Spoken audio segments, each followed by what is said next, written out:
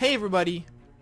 To celebrate that Star Wars Factions finally reached its 25th episode, I want to do a Q&A solely dedicated to Star Wars Factions. I'm going to give you guys 1 week, meaning until next weekend, to send in questions regarding Star Wars Factions in the comments down below. I will then make a video answering those questions. Please keep the questions related to Star Wars Factions in any way or form.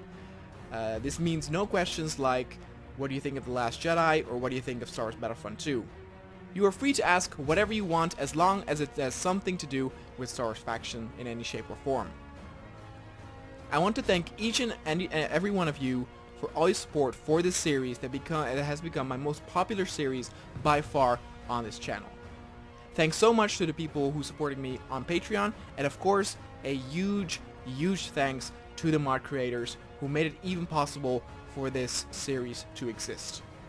And with that, enjoy the rest of the video.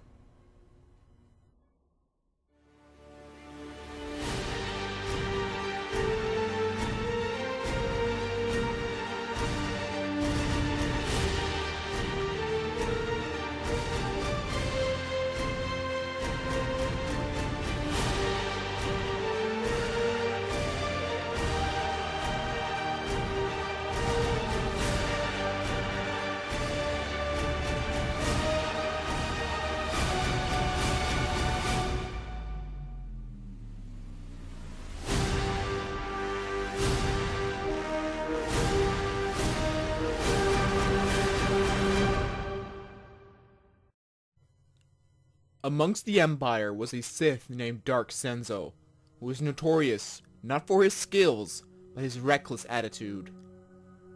He was young, talented, but power-hungry. He lacked discipline and patience, losing the interest of his higher-ups, as they did not see a future in him. This resulted in even more thirst for power and delusions of earning it quickly. Senzo's ship was en route to regroup with the main fleet, when the signal was picked up of the rebels escorting the stolen AT-AT to Yavin 4. Instead of asking for backup, Senzo imagined all the praise he would get for single-handedly bringing back the walkers. But once it was revealed that Skywalker was present as well, he changed his plan. On Yavin, the Imperial dropships had been spotted, and the rebels prepared for the attack. Luke ordered the princess to be evacuated together with the walkers. He sensed something was off. The attack force seemed too small for the Empire to break through. This was the main base of the rebels, and they had artillery, turrets, and plenty of manpower at their disposal. Attacking with an army this size seemed foolish. The rebel artillery unleashed its volley, blowing up the front walkers and leaving a blazing trail of fire. With the height advantage, the rear turrets had a clear view on picking off targets. The rebels positioned at the front found themselves at the receiving end of the firefight. The thick vegetation made it more difficult for them to spot the enemy, but the fire and smoke made it a hazard to traverse. At that same time at the rear temple complex, Senzo's reckless plan came to light. The sentient attack force was simply a diversion. They were pawns meant to be sacrificed. He wanted the real prize for himself, Luke Skywalker. Luke had of course already sensed his approach, and awaited him at the top of the temple. He had heard of Senzo before, and the stories regarding his recklessness. He knew there was no doubt that his lightsaber skills were vastly better than Senzo's, but it was that urge for power that blinded him to the humbleness of truth. Skywalker warned him that this could be settled one-on-one, so that no more people from both factions had to die merely for a diversion. But Senzo refused. He ordered his death troopers to surround Skywalker, whose posture was calm and confident as he walked down the stairs. Skywalker knew that Senzo was aware that the death troopers stood no chance. He simply enjoyed the carnage. It angered Luke, who found himself surrounded by the dark armored units, readying their weapons. Luke channeled his anger and rid himself of it by unleashing the force all around him, knocking out the death troopers. Senzo sent in more troops, clearly hoping to probe Luke to use his lightsaber on them. But Luke was getting tired of this, and with a furious gesture, knocked all the incoming troops out with a force push. Back on the field, the stormtroopers desperately tried to get closer and closer. Every time a walker seemed to reach the base of their holdout, they got blown to pieces. Towering turrets and artillery kept on punishing the invader, whose morale was dropping by the minute. The infantry at the front still had to watch out for incoming blasters, but the field was covered in death and destruction, portraying the hapless effort of the Imperials.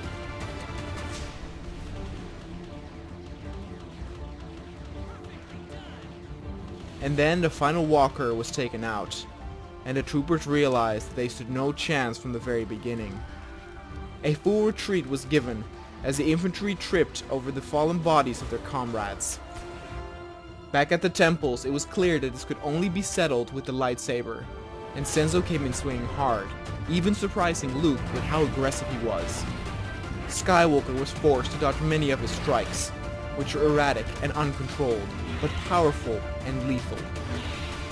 But blind rage in battle leaves openings exposed which one could take advantage of, and when Luke saw his opportunity, he struck, and Senzo fell to the ground.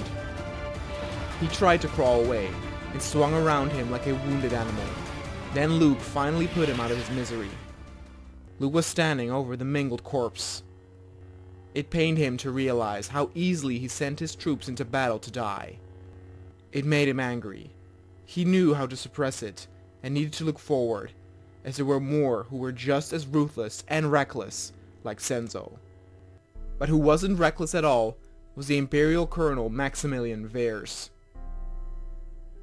He had a good sense of tactics, but what played most in his favor was that he was loved. He took great care in assuring the safety of his men when it came to being imprisoned. Where other Imperial officers were notorious for executing prisoners, Veers always demanded that rebel and Republic prisoners of war be treated humanely. This also granted a certain amount of respect for Veers from high-ranking officers from opposing factions. There was honor in the way Veers fought, and once the battle was over, prisoner exchanges were done without incidents. Veers fought alongside his troops, showing conviction to his unit, who were determined to fight for their honorable leader. This made Veers' unit very deadly, which pleased the Imperial higher-ups, including Lord Vader, who showed interest in promoting Veers to a higher rank. At the moment, Veers was on Felucia to handle a prisoner exchange with the Republic clones. They would meet at a small outpost where the captured stormtroopers would be handed over in exchange for credits. But once Veers reached the outpost, he stumbled upon a terrifying sight. All the clones were slaughtered, as separatist droids and a few pirates were in the progress of capturing the vehicles and weapons. They were a product of Dooku's scheme to unleash a pirate wars, as these mercenaries were paid to ambush the clones and take their vehicles for their own. For a brief moment, Veers was stunned, but then he gave the order to unleash hell and take the outpost back.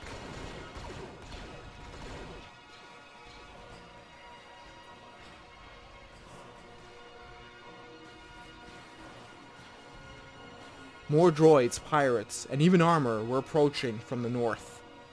This explained why the clones were overwhelmed. Veers immediately ordered all his troops up the wall to hold this outpost at all costs. He ordered his next in rank, Amelia, to take a squad of troopers and look for the prisoners. They were clearly held off camp, and if they were still alive, they could help in the fight. Amelia agreed and headed out. As the last troopers positioned themselves on the walls, Veers himself joined as well, and everyone opened fire. The stormtroopers had good cover and oversight of the enemy.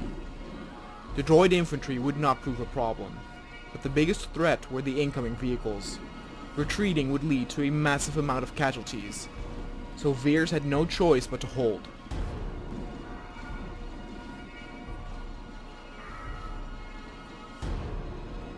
He positioned the AT-STs so that they could provide cover fire at the entrance. Amongst the pirates were several Mandalorians, paid with the money that was stolen from Coruscant. Veers shouted to his men not to lose hope and stand their ground. As long as they hold the wall, none would break through.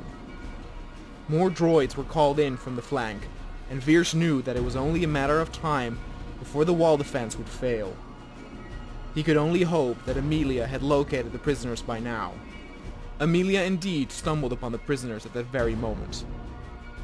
A detachment of clones stationed to protect the prisoners avoided the slaughter, but were stranded without a direct comm channel. When Amelia and her troopers approached, guns were drawn, but she assured that they came in good faith. She told the officer in charge of the situation, and that she requested the prisoners to be released in order to fight with them. She also asked the clones to fight alongside them, as the enemy forces had armor and vehicles. That gave the clone officer an idea, as not too far from there, an ATTE was stationed. If they could reach it and start it up, it could give them a winning edge.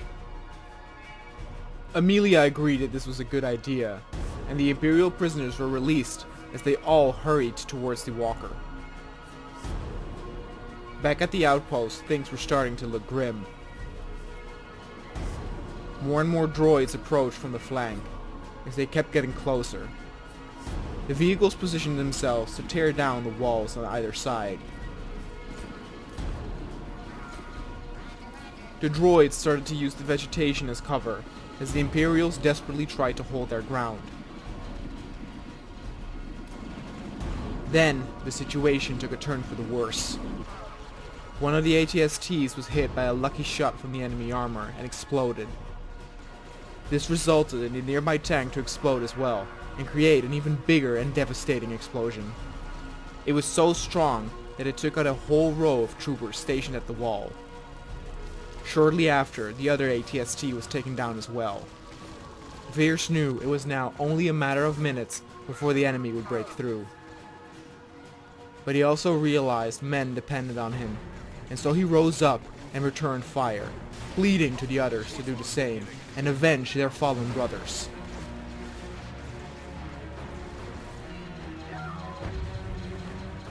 The droids drew near, and were almost at the entrance, when a signal was given at the rear side of the droid army.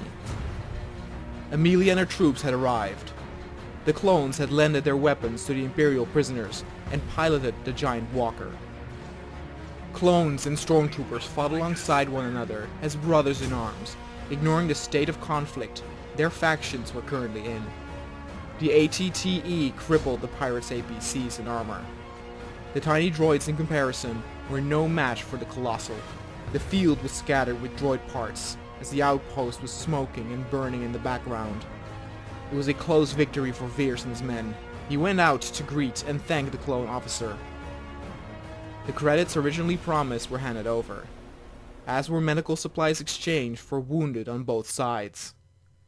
Veers recognized what was happening, and figured a new pirate faction was trying to start their own war. He requested a meeting with a Jedi Councilor to discuss the situation, as this concerned both the Republic and Empire. The Republic higher-ups agreed, and shortly after, Veers met with 2 members of the Jedi Order. These meetings between opposing factions did occur during the war, but were extremely rare and were always disclosed and off the record. The Jedi seemed troubled, but grateful for Veers sharing the information. They promised him they would inform Master Yoda on what to do next. And after that, both parties left the site to return to their own faction as enemies of one another.